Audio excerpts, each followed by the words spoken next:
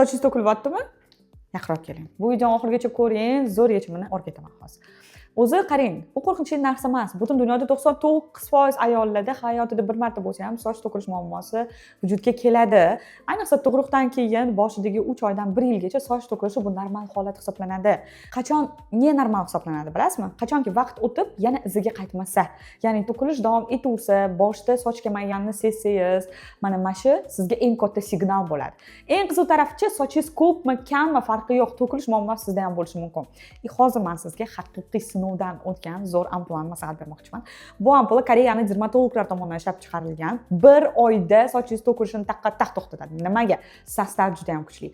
Tarkibida biotin bor, niacinamid, bir nechta B guruhi vitaminlar va soch terisini mustahkamlashga, hattoki salitsilliy kislotasi ham bor. Aynan yog' sebulni joyiga keltiradi va ildizlarini baqatlashtiradi. Aynan shu ampulamiz homilador, emiziklik hammaga mumkin va men sizni hozir xursand qilmoqchiman.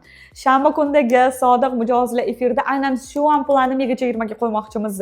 Bor yo'g'i 30 ta dona kirib keldi bizga, turibdi. Bekitib qo'ydik efir uchun. 30 ta ampulani shu korobkadagini mega chegirmaga qo'yamiz. Chegirmaga ulgurish uchun Telegram kanalimizga o'tib, shanbadagi efirga kirishingiz kerak bo'ladi. Hozirroq izohlarga Telegram so'zini yozib qoldingiz, sizga havola beramiz.